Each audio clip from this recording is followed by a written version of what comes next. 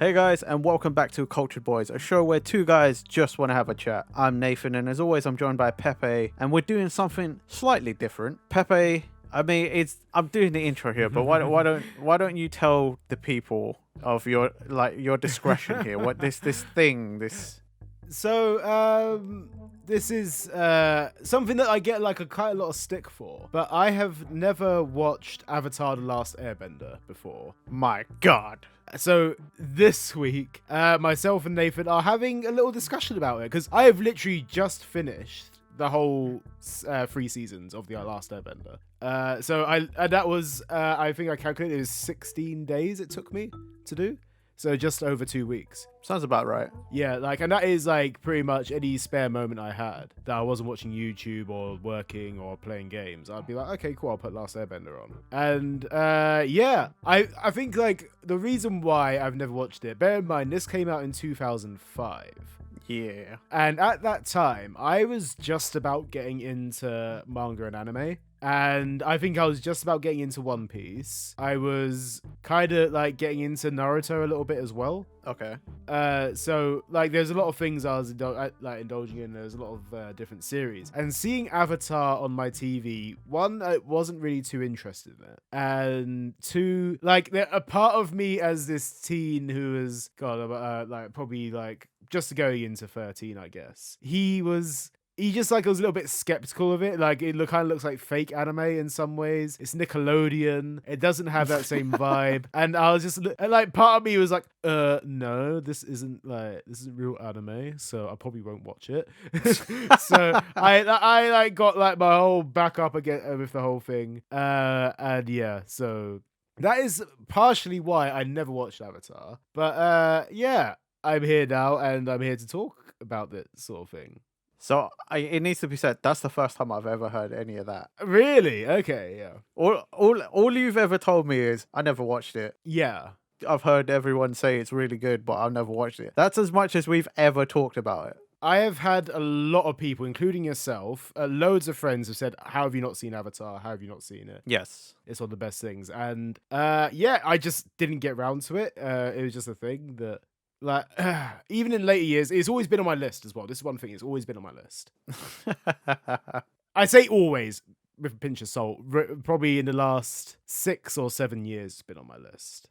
Since it's been available in places. Fair. And I have had an interest in it. If so many people are saying it's good, I've got to give it a shot, right? Well, yeah. So, yeah, that was. This is the whole purpose of this episode, really, isn't it? Because it's gone to a point where so many people have recommended Avatar to me. I thought I'd give it a shot. I went in with doubts, considering there's 3 seasons. I wasn't sure if I was going to go for the full 3. I was thinking maybe I'll watch the first one and leave it there. But no, I mean. Well, 3 seasons worth. 3 seasons worth of Avatar. Yeah. It's been an experience. It's been an experience. Shall I start off with my feelings with it, I guess? How did you feel? How about did you feel about this? How did you feel about Avatar? I watched it when it first came out. Mm-hmm. When it first aired over here. And I don't know, I just sort of saw adverts, and being the kind of kid I was, or teenager I was, I saw this martial arts kind of series. I was like, that looks sort of familiar. Mm-hmm. I didn't learn until much later that yes, it's actually all the martial arts, each style is actually based on a real martial art. That's why it looks so cool and so realistic. Let's see. So as a kid, I just saw that. I saw people using elements, and I was like, whoa, what is this? I have to watch this thing. Okay, yeah. I was in from just adverts. I was target audience, I feel like. Right, okay, yeah. I had no real qualms about it. Sort of maybe a bit of the art style, because I was like, is this anime? Is this not anime? I don't know what this is. Yeah. But at the same time, yeah, I'm into, kung fu films from back in the day. Wish I'd learned some martial arts or something as a kid. So this is kind of a series. I'm target audience. I feel like I've always been target audience. I feel like when I've spoken to you about this, you've recommended this to me before. I've always saw why you would recommend it to me, because I know what you're like. You with your martial arts and stuff. You've always been a martial arts fan. There's kind of elements of ninjas in this as well. It's kind of yeah. like feudal Japan in some ways. Like, It's weird because it's kind of like a combination of like all Southeast like Asian culture yeah, and then mostly not as well. yeah, It takes from all sorts of places, but like Pepe's right. If people who know me well enough would know why I would be like, dude, this is the coolest thing ever. They fight and they shoot fire and water and air and all sorts out of their hands and stuff. Like they control the elements. Like this is totally my kind of thing. There's a lot of things I remember watching, like hearing about memes about Avatar as well would always be a thing. Because like I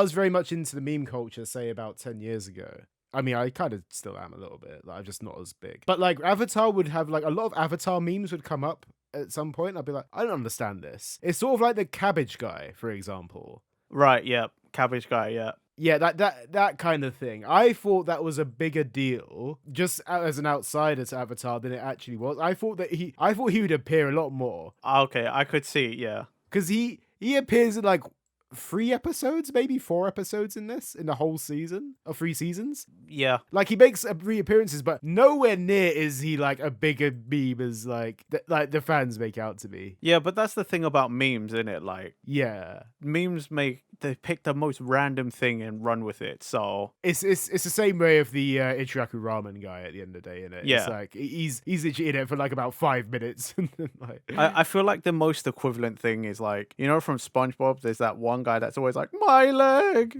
That's it. It's that guy. Yeah. It's the same. It's exactly the same because it's like he's barely ever there, Yeah. and then like you hear it or see it a lot, and you're like, oh, that's clearly the thing, right? Yeah. It's like no, they've been there like a total of maybe a minute in the entire series. Yeah, I guess that's memes at the end of the day. That you can't say too much about it because that is literally memes, like taking the smallest freaking thing and making a massive deal out of it. Yeah, that's true. But yeah, Avatar. I enjoyed it a lot, as you could guess by the 3 seasons as well. For sure. Here's one question I want to ask you. Okay, yeah. And it's like the burning question because as someone who's watched it way after everyone else, did it live up to the hype for you? I thought it was a good series. I can understand why people recommended it to me. I did enjoy it. Like, that's one thing when it comes down to hype about these kind of shows. Sometimes it isn't all that it's cracked up to be, and sometimes overhype is a thing. Yeah. When I have multiple people coming to me saying, I can't believe you watched Avatar. Why haven't you watched it? Blah, blah, blah. Sometimes it's like, it kind of puts you off a little bit as well. It's like, well, I don't want to watch it because everyone's saying I have to watch it and I can't be asked. I get that. It's like, sometimes hype goes 2 ways. Sometimes it makes me really want to watch something, or it makes me like, can you stop recommending this to me, please? I'm done hearing about it. Yeah. It makes you avoid the thing. Exactly. So, did it live up to the hype? Yes, I will agree it is a very good show, and I'm not gonna, there's some things overhyped, so I'm like, it isn't that good, but I think it does live up to the hype. There's certain things about it that I can find flaws in it though. This is one thing, like obviously bear in mind this is a Nickelodeon show and probably is targeted more towards kids. Yeah. Like, me going into it kind of expecting a more coherent story in some parts probably was the wrong way to go in some ways. Like, for example, I'm going to dive straight into it here. Sure. I mean, I could say spoilers, but come on, it's been out since 2005. Yeah, it's been 2005. You've had more than enough Yeah. chance, and it's on Netflix. I've had more than enough chance. Like, I wouldn't mind. At this point, I wouldn't be mind being spoiled by it because it's been that long. But the last battle with the Fire Lord, for example, Fire Lord or Ozai. Yeah. I expected more from it. It was all summarized in a 1.5 2-hour episode. Yep. And the fight with Ozai roughly happened in a half hour. Not even that, like screen time wise, it was probably less. Yeah, I think so. I expected more from it, especially since how hyped Ozai was throughout the whole thing. Yeah. Like you had Zuko's sister, whose name I forget now. Azula, yeah. Azula. Like she got a lot of screen time in the last 2 seasons. I would also argue that last fight of Azula versus Zuko and Katara was better than Aang versus Ozai. I agree. I 100% agree. Aang just went into the Avatar state and used some things and just won. That's all that was. Like, Zuko, like, okay, I will say this. Like, you know when people say who's your favorite character in certain things? Yeah. I'm going to say, I really go for the edgelord character. I rarely care about that kind of character. Okay, I know where you go. Yeah. 100%. Zuko's Yeah. my favorite character. Yeah. He's the best. He's one of those ones where like he has such a great development in like arc of development throughout the whole series. Yeah. Not just like season 3 or whatever he decides to like change sides. I mean, even season 3 has like a great like he's a battle with himself of what side he should choose. But like even through like 1 and 2, you see like the fact that Azula goes to try and capture him within like the first episode of season 2, and you see his journey throughout that. I think season 2 Zuko is great. Season 1 Zuko is a little whiny bitch, but like, yeah, I mean, but they needed a villain that wasn't the Fire Lord or anyone else. Oh, 100%. Yeah, because you didn't have Azula or the Fire Lord really introduced at that point. Zuko was the main bad. Yeah. With his like, and then the other guy, I can't remember that general. I can't remember his name now. What? Oh, Zhao. Yeah, General Zhao. General Zhao. Yeah, he was there as well. So I guess that was your main two antagonists of season 1. And like Zuko, he was there, and like, yeah, again, villain of the piece. I didn't really have a favorite character in season 1, but it's only season 2 and 3 where I preferred Zuko a lot more. See, in season 1, I would have said General Iroh was like his uncle. Iroh is like one of my favorite characters as well. I love Iroh. Iroh is consistently top tier. I'm sorry, like Iroh is like one of the best characters in this whole thing. Yeah. Granted, season 3, I understand why he didn't get as much screen time because the voice actor passed away. Oh yeah, that happened. I forgot. Jesus. Because I realized that in the stories of Ba Sing Se. Yeah. Like the little tale thing where they have like a little, like their own little episodes. And obviously at the end of Iroh's, it came... Oh yeah, there's that. Yeah. That makes so much sense now. And I did notice that there was a little like in season 2, not so much, but season 3, obviously you hear like a little bit of change in the voice actor. And there's like one part in season 2, I feel like they changed him a little bit there as well. Probably just like, oh, we just needed to get something dubbed in. Okay, fair. But honestly, I can understand why Iroh wasn't as prominent in season 3. Maybe because of that. I feel like it probably factored in. It probably was, yeah. I think so. But like Iroh, like season 1 and 2, like you know where his loyalties lie. You know what kind of character he is. And man loves his tea. That's it.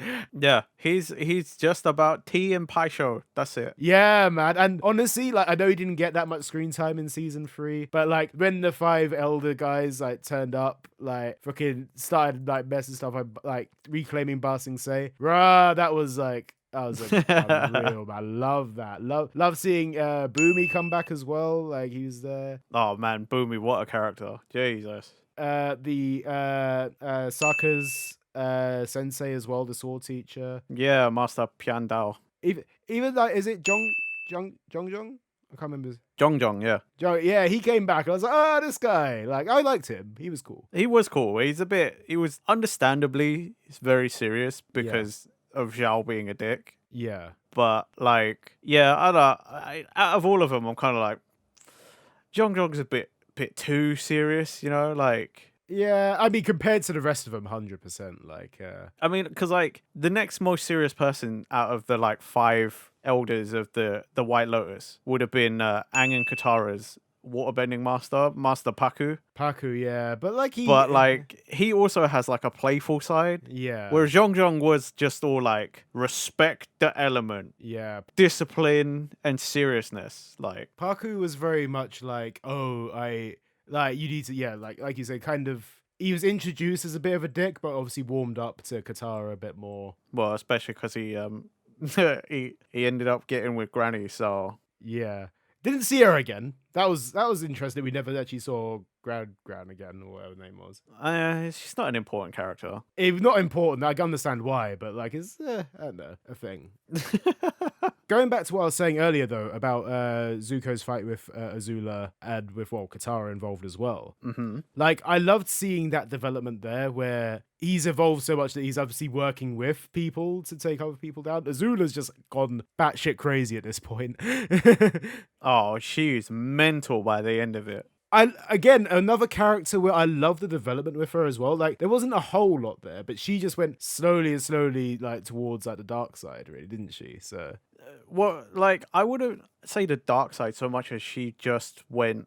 she just sort of got really paranoid and like she got more maniacal. Yes. But like in terms of development, I felt like that happened fairly quickly, but she was consistent. Yeah. Yeah. And I have to admit, there's not a lot of shows where you just have the villain be default 100% evil, does not care the whole time. Yeah. Like introduced like that and just sort of stays that way until It's so true, yeah. like, because even when she went a little more like crazy, right? Mm-hmm. She was still 100% evil. She was still willing to do absolutely whatever to get what she wanted. Again, there's not a lot of shows where your villain will do that the whole way through. You're so right. Especially in animated shows. Like sometimes they waver, like, you know, like Zuko, they'll have a crisis and maybe they'll reevaluate themselves and maybe they'll have an episode where they team up or whatever. Whereas like Azula is always just, no, I will destroy and I will manipulate and this is what I do. Absolutely. I mean, that's the one thing. Obviously, you have that change of heart with Zuko, and I guess maybe that's why they didn't want to make the siblings kind of go too similar ways, maybe. Yeah. Because obviously you have May as well, who kind of changes sides. Yeah. And obviously I can't remember what sorry, because I'm quite new to the series, a lot of names I've forgotten. I literally only remember these names because I finished rewatching it for like the third time before this. Yeah. So I think you're talking about Ty Lee. Ty Lee, that's it, yeah. See, that's the thing. You like, I know the names, but like, it's because it's so fresh to me that like, there's some of them where I'm like, wait, what was the name again? Like, I remember certain ones, but anyway, yeah. Like the fact that May and Ty Lee kind of switched sides and betrayed Azula, like it'd take a lot. Like, But that made sense though as well because like they weren't really bad. No, they were stuck with Azula because they were like out of fear. They were like, it's not friends. It was like fear and manipulation that brought them to her side. Especially with Ty Lee as well, who literally didn't want to be part of like Azula's group. She was happy being in the circus, and then they just got manipulated into it, basically. Bro, you know that beach episode? I felt so bad for Ty Lee. Oh god, yeah, I could like, oh, that campfire or beach fire bit. Yeah. Oh, that was raw, man. Ty Lee was raw. Yeah, there's a lot of things about that episode which I was like, what? Like, because obviously you focus on those 4 Fire Nation characters for a lot of it, and 1, they just all like escalates really quickly, and 2, I just love the fact there's a beach episode in this. Of course there is. Like that's why I was like, okay, maybe it is sliding into the anime version of this kind of thing because it's a beach episode in this kind of thing, and I was like, every anime has a beach episode, and here we go. Here's the freaking yeah. That's true. It did. Of course it is. Of course it is. Just delving straight into the tropes of anime in some ways. But yeah, with those 2 characters, obviously, yeah, like it makes sense for them to switch over. Azula, like, yeah, you're right in the fact that she started as evil and just continued to be evil. There wasn't so much of her, like, obviously, like maybe just following in her father's footsteps. I mean, even like Ozai, again, you never really saw him until like the latter half of the last season. Even in the first half, you would have seen bits and pieces of him. Not enough development there for Ozai, and not enough payoff. Yeah. But yeah, I that's the one thing I had with that's a disappointment I have. Again, like as I said before, if the fight was with Azula, that was cool. Trying to think, yeah. Like, I'm mainly summarizing the last episode here, but what else is there? There's a lot of I feel like there's other gripes that I have with it. I mean, look, this is me voicing I say gripes. I say gripes in the sense that I be overly critical of what is really a show made for kids. Yeah. I'm not gonna be again, this was from 2005 to 2008, I believe. Something like that, yeah. Yeah. So I'm not gonna be like, I'm trying not to be too judgmental of it. Again, I did really enjoy this. But there's certain things where like, what else is there? I think season 1 characters didn't really make much of an appearance afterwards. Like, sort of like, is it Ko? That weird centipede monster who stole the faces. Oh, yeah. He's not important. No, but the way that Aang ended his conversation with them, it was like, well, I'll see you again. And I was like, oh, that's foreshadowing. To like, Aang will need to go back and see him again. Nope. What ended up happening was... It's not an excuse. Mm-hmm. But I get the feeling they might have already had inklings that they wanted to do sequel series. Yeah. This is just conjecture. Uh-huh. Because again, this is in season 1. There probably isn't that much like certainty in season 1 that you're gonna like finish this whole thing out and then do a sequel series. But they might have had inklings of it, so maybe that's why. Are you saying that Ko is appearing in Legend of Korra? I'm pretty sure it did. Yeah, because that's the one thing I'm like. I'll talk about Legend of Korra a little bit later in the episode, but I've only watched Korra through once though. okay, yeah, I'm currently I backseated it for a different show to rewatch, but yeah. I've rewatched like season 1 and maybe half of season 2. Okay, yeah, and there's 4 seasons of that as well, isn't there? Yeah. But I've already seen Korra before, but that's not what you're talking about. Okay, yeah. But I think maybe there's something like that. I don't know though. Okay, it makes sense. It's all within that universe, isn't it? I've seen that, like, only because, like, when I was talking about Iroh's voice actor earlier, in the fact that, like, I did look up, I was like, this sounds different. I'll look it up, a very dangerous thing to do as well, looking up voice actors. Like, always risky when you haven't finished the series yet. But I did notice that Iroh is voiced in Legend of Korra. So, like, there is, like, those kind of callbacks. So, yeah, like... I won't say anything more about it, but yes. I really hope you wouldn't anyway.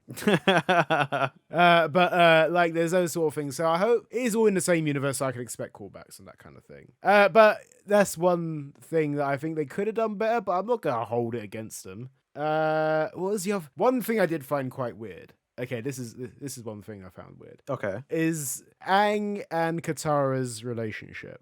Yeah, okay.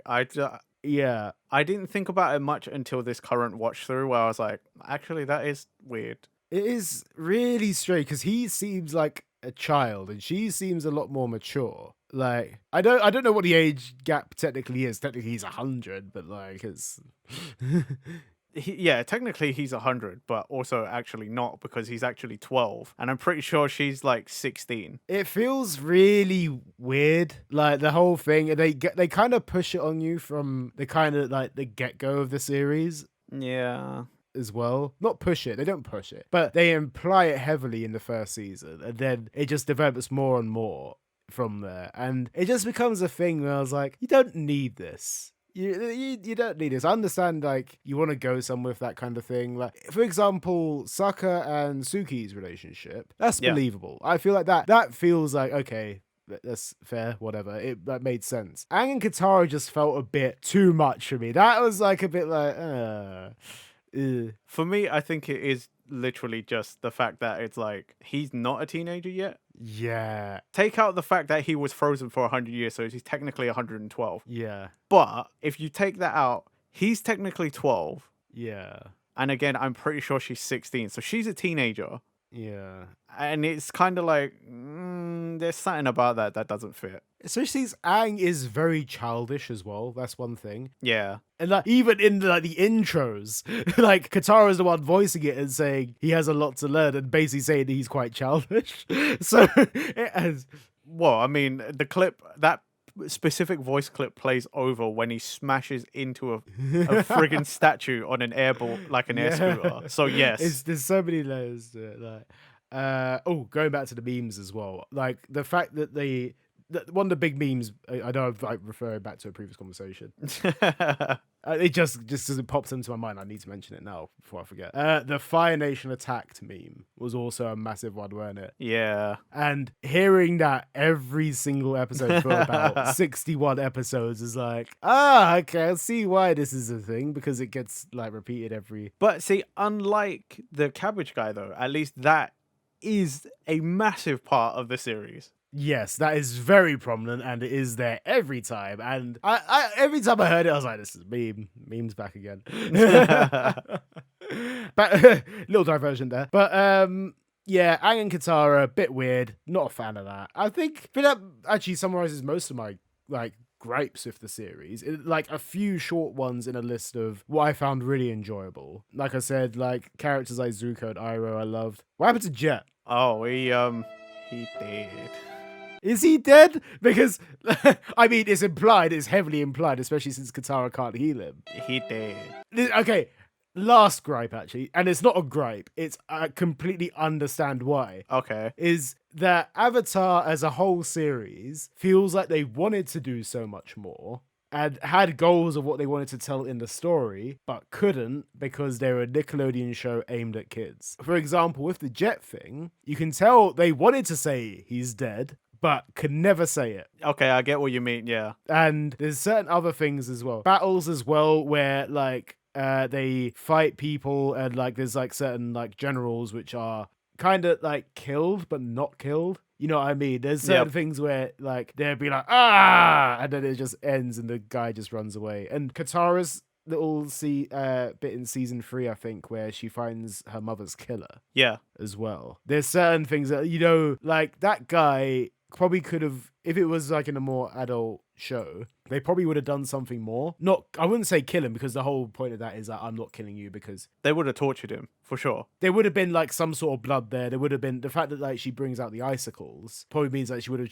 tried to cut him up a little bit or something. I don't know. I agree with you on that point specifically. Yeah. That episode, for sure, if it was a higher age rating, then they definitely would have tortured that guy. Just even a little bit. Like, Yeah. maybe she cuts him slightly with icicles. Probably waterboarding would happen. Even Zuko's involvement, like the fact that he's very much like, you've got to go do this. You've got to like get revenge here. I didn't agree with that in terms of Zuko's character, though, because by that point, Zuko has turned around. He's made his peace. So why is he being like, get your revenge, kill the fucker, I'm gonna help you? I completely agree with you there. That did feel out of character compared to the last couple episodes we've seen, where he said he's changed a new leaf, and then suddenly he goes back to like slightly his old ways. Yeah, because like it'd be different if he was like, yes, you should go see him for closure. That part makes sense, right? But it's the fact that he's pushing so hard against Aang, who's like, violence is not the answer. Don't do something you'll regret. And Zuko's just there like, no, fucking do it. Fucking do it. Let's kill him. And especially since a couple episodes before that, it was Zuko meeting those dragons and learning that like his power doesn't need to come from rage. Yeah. And now he's like, you know what, fucking go for the rage, do it. Yeah. And it's like, hold on a second. Like, it feels a wrong point in the series to introduce that part. Like, it would have made sense if it was a few episodes, like the dragon stuff, for example. Before the dragons, it would have made sense. Yeah, no, I just feel like they just didn't need to make Zuko do that. No, I agree. Again, he could have just been like, I know who it is. I can take you to see them for closure, but I'm going to stop you. I want you to know I'm not going to let you do something bad. Yeah. Then I'd be like, right, that's the current Zuko of season 3. Because Zuko of season 1 and 2 probably would be like, yo, I know the guy, let's go fuck him up. Yeah. But season 3 Zuko, by that point, really would have been the type of character like Aang to be like, violence isn't the answer. I know you need to go and see this guy for closure. I've experienced that myself, right? That makes sense. And then for like season 3 Zuko to turn around and say maybe like, I'm going to stop you. I'm only here to help you get your closure, but not in a violent way. It doesn't solve anything. I agree with you, yeah. That would make more sense. But it's just the fact that they had to play like devil's advocate and have like the angel and the devil. And at the time, there was no one really else in that group which really could fit that role. Zuko is probably the one that goes like into. The only other one I could probably think of is Toph, but even then, Toph doesn't really kill people. Toph wouldn't have gotten involved in that. The only person that could viably do it is Sokka. Their siblings, they both lost their parents. Sokka could have been the one to lose control in that moment and been like, do it. Very true, yeah. Go and kill the guy, right? Let's get revenge. Then it might have made a little bit more sense. But at the same time, Sokka's also not that type of character. But it would make more sense for Sokka to say it. Yeah, I agree with you, actually, yeah. Yeah. But then I feel like you have to give Sokka that character development as well, like, because then it would have to be... Yeah, and he was going in a different way, so... This is where it kind of suffers from its age rating kind of thing as well. Sokka's very much like justice heavy as well, I feel. So it's a really tough sell. Sokka's very shonen protaggy in that sense. Yes, very much. He's like justice, leadership, doing the right thing. That's Sokka, like, so yeah, it still wouldn't fit as much. The perfect scenario would have been if it was Sokka who wanted to get closure and then Katara was the one being like, kill him, because she's the one more torn up about it. Yeah, that would be so much because that would have been like if he was going there, then she's what, because that's like quite a change in Katara's character as well. If Yeah. she's the one saying kill him, then it's like, whoa, hold on, this is mad. Like, and then Sokka would probably be the one to actually talk her back with it. That's where it'd be that if the roles were kind of switched around. I think it makes a lot more sense. Yeah. In the same sense, it couldn't work because Katara's the whole series. She's the one who's been more beaten up and attached to their mother. Yeah. Whereas Sokka's been more about their dad. So, like, you couldn't have it where Sokka's all of a sudden like, I want to find Mum's killer. And then Katara's like, yeah, kill him, kill him. Yeah.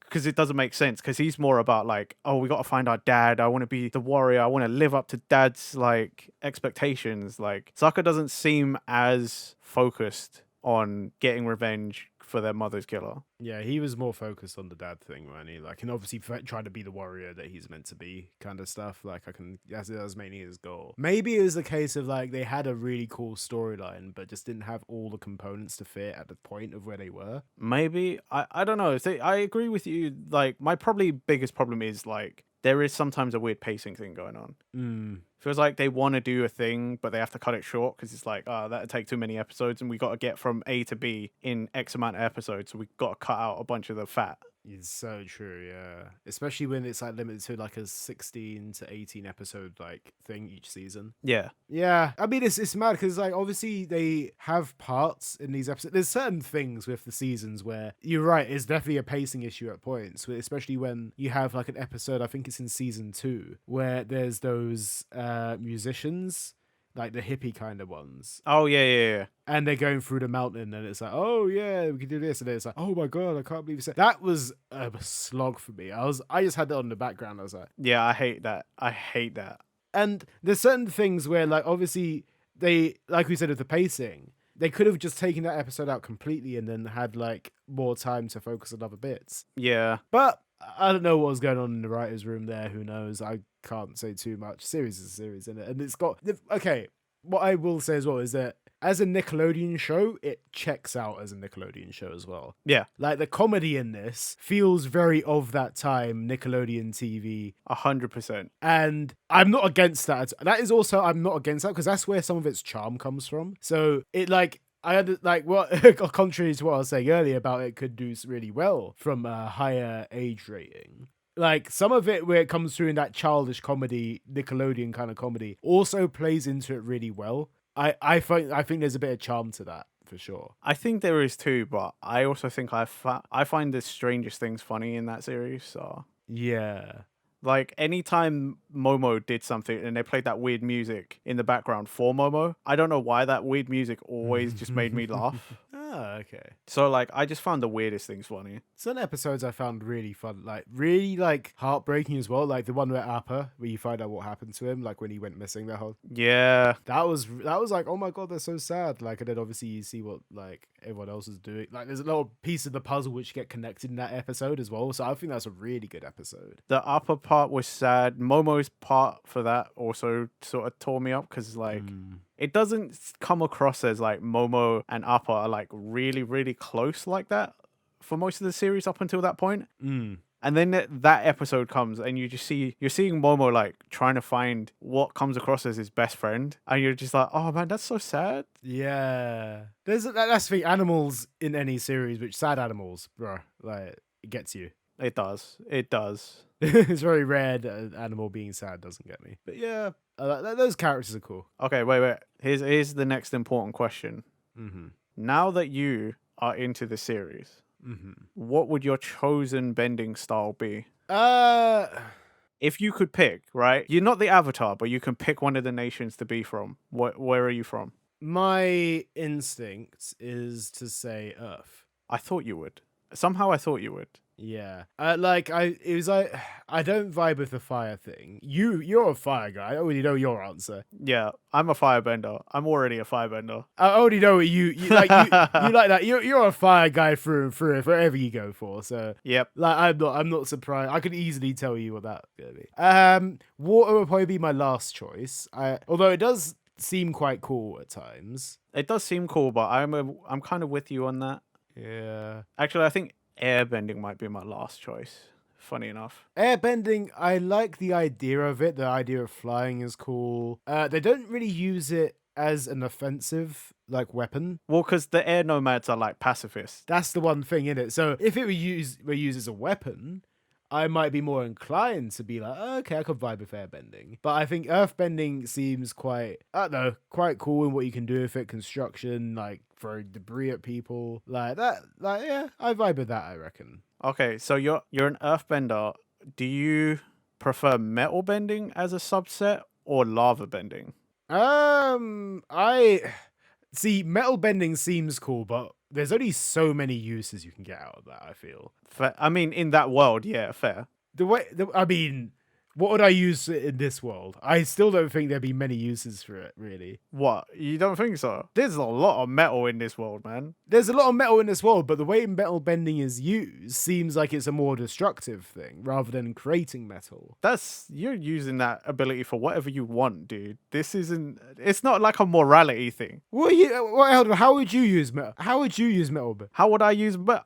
What, you going to just tear off car doors and stuff? That's what I feel like the only purpose. I'm gonna be a little shit about it, yeah. I'm gonna be a fucking why? menace about it. Just because I can. God, of course. Oh, God, we're going back to this conversation. Yeah, again. but it's a morality thing in a way. But I'm just saying, like, for example, you could like Toph does in the one episode, turn it into some armor, you're now a superhero. You're indestructible constantly. Yeah.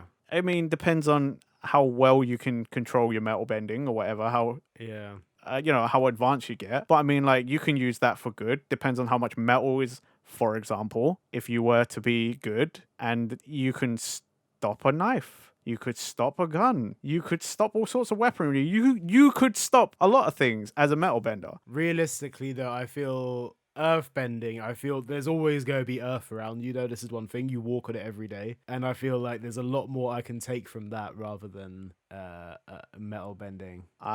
Maybe because I've seen Korra that I see more possibilities. I mean, that's the one thing. They probably develop that a lot more. They do. One thing I do hope they develop more as well is because I feel like it was introduced too late, is the blood bending. Okay. Because this is one thing with the bloodbending thing, is that they introduced that probably like less than 8 episodes until the final episode. Yeah. And I feel like there was so much more potential with that technique. And we only really saw it used like in 2 episodes. We saw it used when it was introduced for one. How much do you want me to tell you? About Korra, I assume. Because for some people, saying anything is too much of a spoiler. Like, how much you want me to tell you? Well, it depends on what you're going to mention here, because I don't know what direction this is going.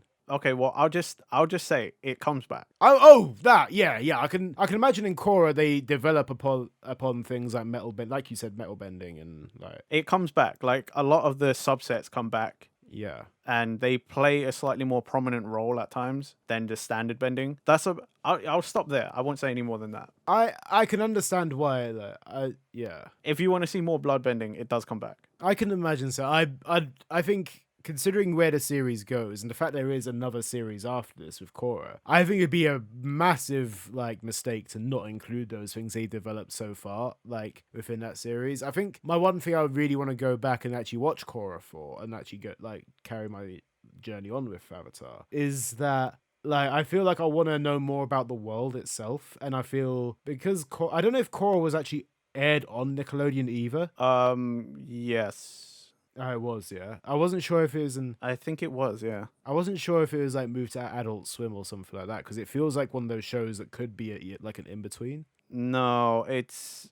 I think it was Nickelodeon still. Yeah, okay, fair. Like, to learn more about the world is a bit more difficult in a sense that the world has evolved, because obviously Korra being the next Avatar, and they did like a whole multimedia thing. So like in between Avatar The Last Airbender and The Legend of Korra, to fill in the gaps between the 2 series, it's mostly like a lot of comic books and stuff. Right. Comic books, like multimedia stuff that takes place in the middle that tells you, sort of like fleshes out the timeline a little bit. Mm-hmm.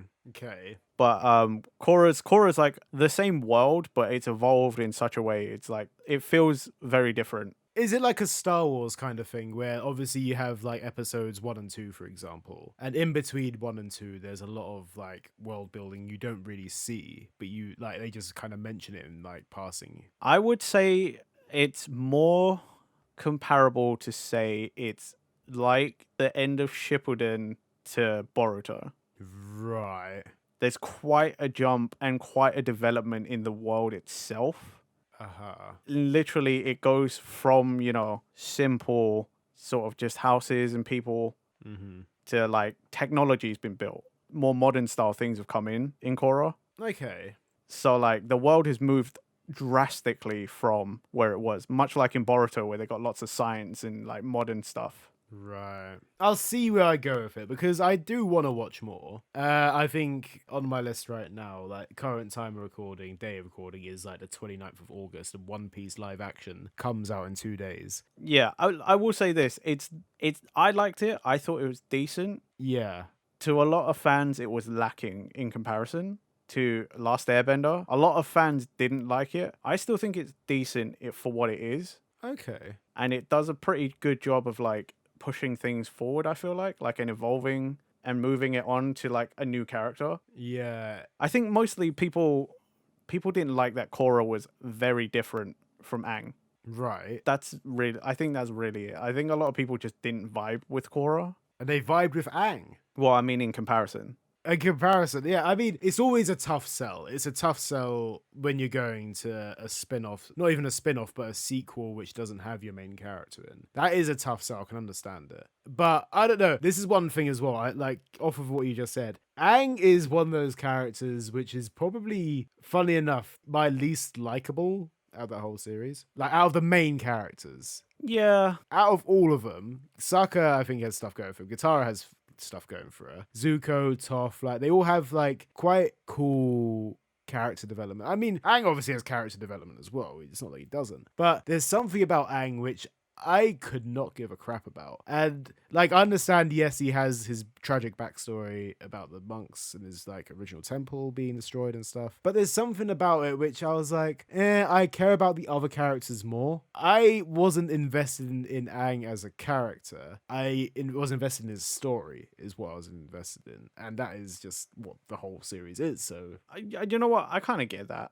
yeah. Thinking about it, like I guess for Aang you don't care as much because it's already kind of explained what his whole deal is in the intro. Yeah. He's the Avatar. He's there to bring peace and stop the Fire Lord. Like ultimately he's going to have to do those things. So I guess that's why maybe as a character don't care as much because it's just like whatever he does doesn't really matter because he's gonna get to the point where he has to fight the guy and either bring peace or we get the next Avatar. It is literally like that's one thing you're sold on his story along the way because you know what his story is gonna be. Yeah.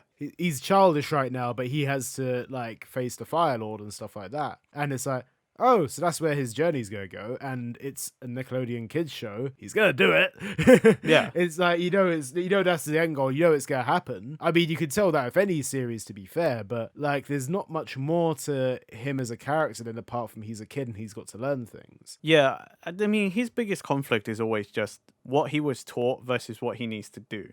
Or what he thinks he needs to do. Yes. So like all 3 seasons is Aang sort of having to come to terms with the idea that he might have to take a life Yeah. and trying to figure out other ways of doing it rather than killing someone. And that's it really. If you really boil it down, like everyone else is sort of like, okay, we need to take down the Fire Lord, but they got other things and other objectives along the way, whereas Aang really is just like, take down the Fire Lord, learn how to do all the other elements. By the way, you got to kill the guy, and now he's like, oh, but it's against my morals. Yeah. And even then, those morals really come in season 3. They don't really come in the earlier seasons. But I think that's because it's getting closer and closer. Yeah. And obviously, the first 2 seasons are him learning earth bending and water bending. You do sort of see it like trickled around in the first 2 seasons, but it's not. Yeah. You're right. It's not as heavily played on as in season 3 because again, season 3 is the end, so he has to. This is it. The do or die moment. For lack of a better term, yeah. There's no putting off anymore. This is it. It is what it is. Again, it's just a character I didn't really vibe. I think you're right in the fact that you know who his deal is from the get-go. That definitely, now you've mentioned it like that, it's like, yeah, I know what's going to happen. And the rest of it is a childish personality. Yeah. Which I'm not a really big fan of that kind of personality in characters. When I was watching it when it first came out, and I was, we were like 13. Yeah. roughly when it came out, 13, 14. So it's like, well, we're about as old as Aang is. So yeah, of course, like back then I sort of got his deal and I sort of probably liked him more Yeah. because I'm the same kind of thing at that age, right? Understandably, yeah, that's so true. Yeah, that's so true. But like watching it as an old person now, you're kind of like, yeah, he's just a kid. Like, okay. Yeah. He's so right in the fact that I'm critiquing this, like, as from my point as like a 30-year-old dude. But like, I understand it because I also, through this recent watch through, I was kind of like, yeah, whatever. Aang's doing stuff. He's learning elements. He's doing stuff. What's everyone else doing? I want to see what everyone else is doing. Yeah. But I think that is because, you know, we were the target audience when it came out and now we're far from it. That's probably why we, like me personally, I like vibe more with like Zuko and Iroh because I'm like, those are kind of like closer stories to what I would experience in my life now. Yeah. Rather than like, I'm just a kid trying to figure it out.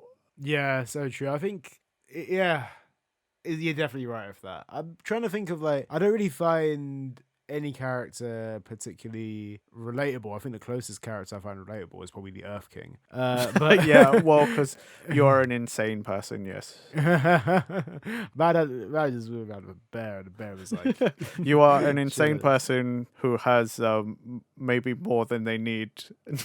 And like massive man child is what I'm hearing.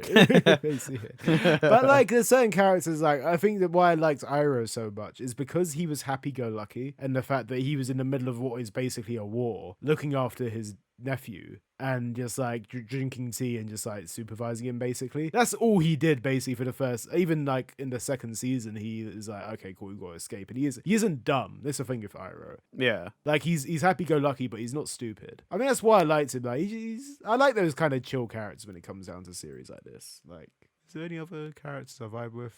Yeah, Jet's dead.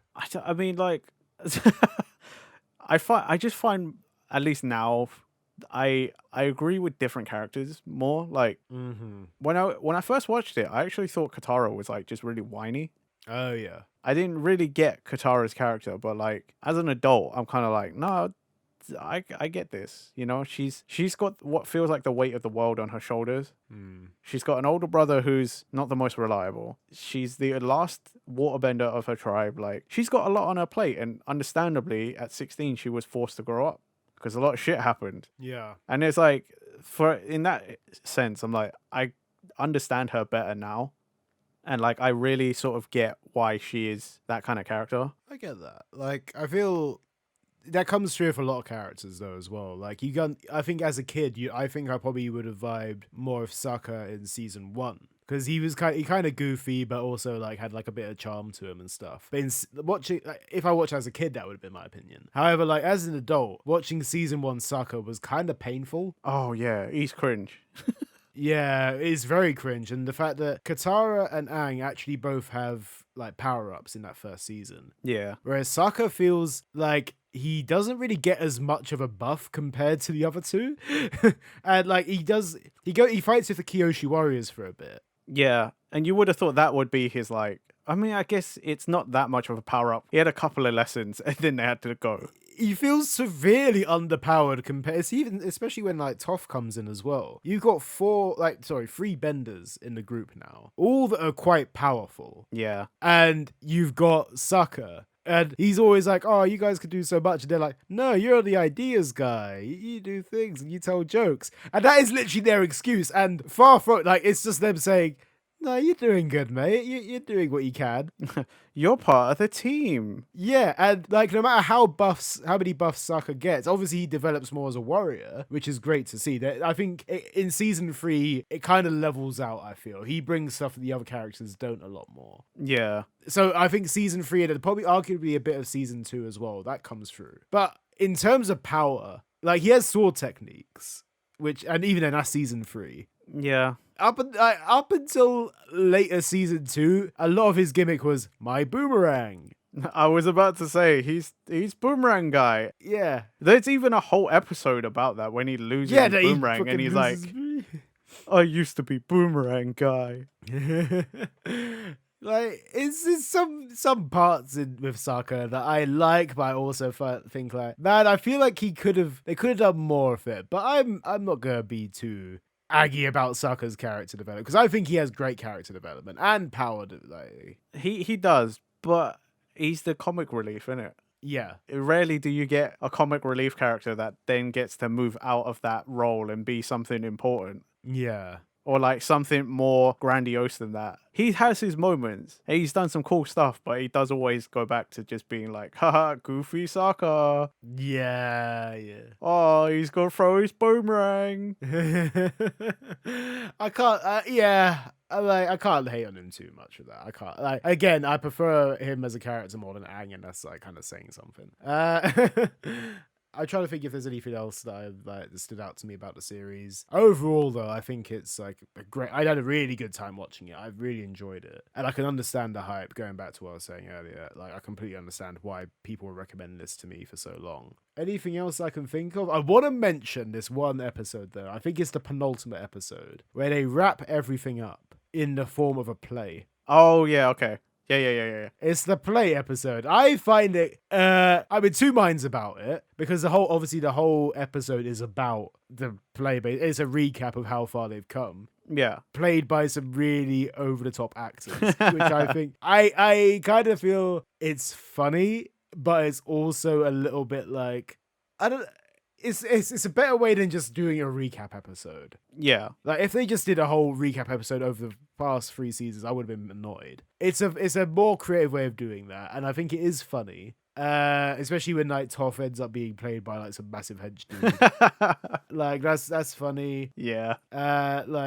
Is there much else I can think about from that episode? I don't know. I was in two minds about it. Some of it felt a little bit cringe and like a bit boring, but I mean, I was going to mention that episode when we were just talking about Sokka, because the whole like parody play recap, they basically turn up every character to a caricature up to 11. The actor playing Sokka is literally just a goofball who spouts a bunch of terrible one-liners yeah. and then gets beat up or has to run away, which basically is the summary, really, the perfect summary of what Sokka is most of the time up until pretty much, like, you know, Piandao when he learns how to fight with a sword properly. Yeah. So, like, I agree with you, it's a creative way of doing it, and it's definitely better than just doing, like, the clip show episode. Yeah, I would have been so... Like, was there a clip show episode? I feel like they might have done... No, but I'm just saying sometimes that's a trope of TV, Yeah. you know, where they're like, oh, we just do the clip show episode because we didn't know what to do this week. And it's, you know, when it's like a bunch of characters like, oh, do you remember when we did this? And then it's like flashbacks. For some reason, I thought there was a clip show episode in this series, but I think I must be mistaken. I think I might be thinking of something else. I don't think there is. I don't remember there being one. I feel maybe it's like a kind of thing, like just mentioning the fact of clip show episodes. I was thinking, was there one? But I feel like, no, I think we're like fine with that. Yeah, I mean, I kind of liked it because it was funny, the interpretations, and like it was like very self-aware in that sense. Like they roasted themselves on that. Like Aang is played by an actress. Yeah. And like Katara's actress is just constantly like crying and giving like big old speeches. Zuko is just an edgelord who doesn't really get it. Like every character is like so perfectly portrayed in a terrible way that it's funny. I think my favorite bit about it, I think it's because I keep on mentioning Jet and the fact that we don't know if he's dead or not. They even mention in that play, like, wait, so is Jet dead? And then like I think someone says it's left ambiguous. So like they literally mentioned it within that episode. I think that's one of my biggest things about that. I think I found that quite funny, self-referential, and I think that's their way of just dealing with those things that they probably did get complaints about, or hearing those kind of things. Maybe. Like I think it's a great way to just respond to things as well. Like it's a very creative way of doing it. I agree with it. I think it's a creative way, especially because it's, like you said, like the penultimate episode. So it's like before like what was essentially the big like hour and a half long special. Yeah. So like to do a recap just then in that sort of way, for people who might have just tuned in right then and there, like maybe they watched somewhere in season 1, or maybe they'd never seen it before and they're just like, oh, it's going to end, I'm going to watch right here. It's an all right way of sort of getting you in. I think it's, in some ways, it's like a bit of a homage to itself, and like, oh, here's how far they've come as well, in a piss takey way. Like it's kind of cool. I think the dumbest thing in that whole episode, the funniest thing I found in that episode was when Zuko's sitting outside and that kid runs up like, oh, your Zuko costume's great, but your scar's on the wrong side, and he's like, it's not on the wrong side. I don't know why. I just find that really, really funny. Nah, I found it quite jokes as well. I found that.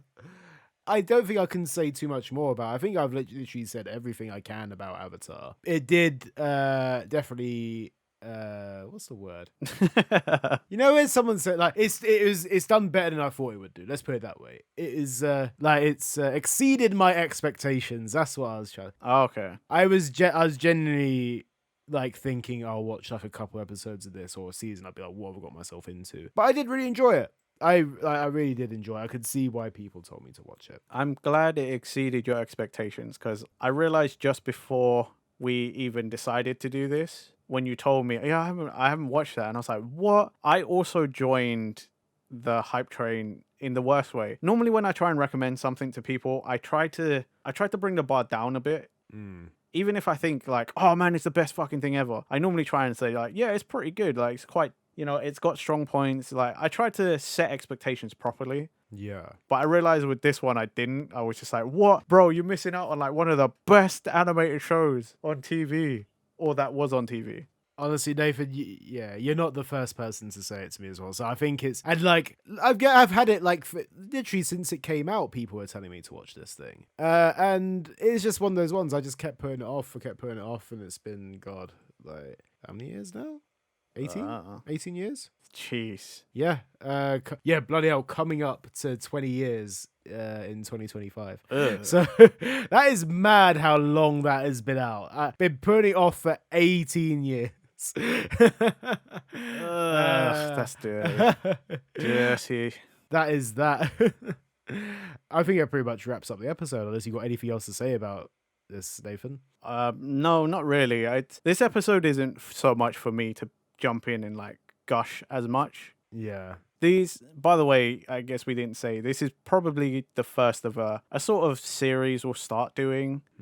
We're not going to do it a whole lot, but like, there's always, everyone's always got this list of stuff that everyone has been like, go off and experience this thing. And between the two of us, the list can be fairly extensive. Mostly, I feel like on my side, for TV and movies and stuff. There's a lot of things I've not watched. Between the two of us, there's definitely, like, there's so many things I've recommended to you, and you're just like, yeah, whatever. And I'm like, I think, like, there's a lot of things that, like, I'm pretty sure you've watched or whatever, and I've been like, oh shit, I haven't seen that. Yeah. But like, there's a lot of room for this kind of thing. Yeah, I'd love to do more of these kind of things as well, because it does, like, it's one of those ones that you hear a lot of hype between modern shows, but you never really get, like, I don't know, a lot of hype between those past ones. Like, so I think it depends on who you're talking to and stuff, and also how far your list goes back. But yeah. So all I can say is, and I'm assuming I speak for both of us here when I say, if you haven't yet, it's pretty good. Go and watch Avatar The Last Airbender. I will absolutely concur with that, because as a guy that just finished watching it after 16 days, 100%.